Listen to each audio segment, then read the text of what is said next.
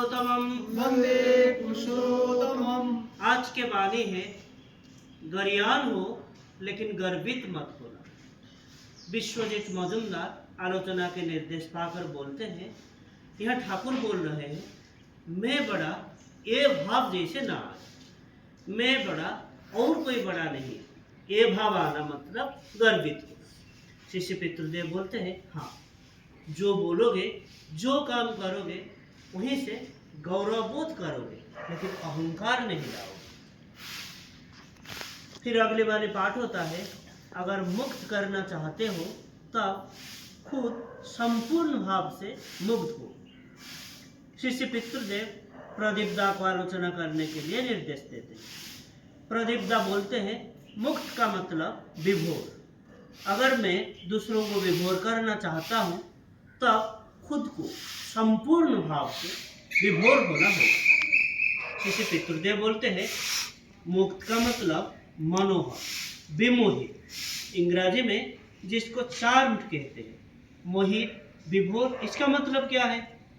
फिर प्रदीप को चुप होते हुए देखकर वो खुद ही बोलते हैं, विभोर का मतलब भरपूर होना। यह वो बात नहीं है, चार्म के अंदर आकर्षण करना है। अब क्या हुआ बोलो? फिर प्रदीपदा बोलते हैं, अगर मैं दूसरों को मुक्त करना चाहता हूँ तब पहले खुद को मुक्त होना होता है। इसे पितृदेव बोलते हैं, वो कैसे करके?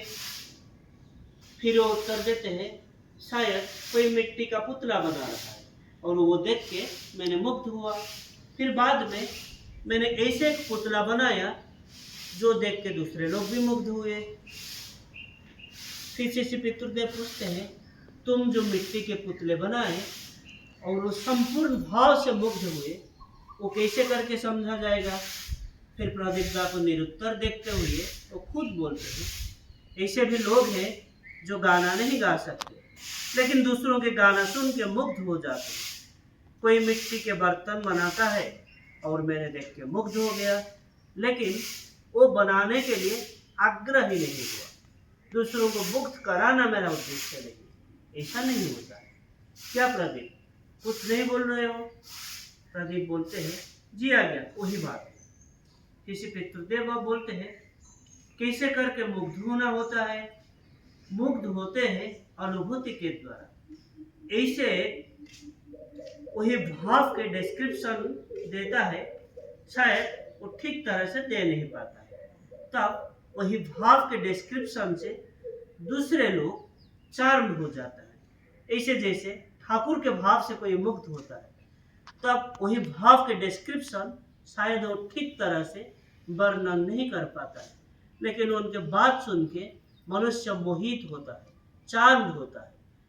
मूल बात यह है कि प्रकृत भाव से खुद को मुक्त होना होगा।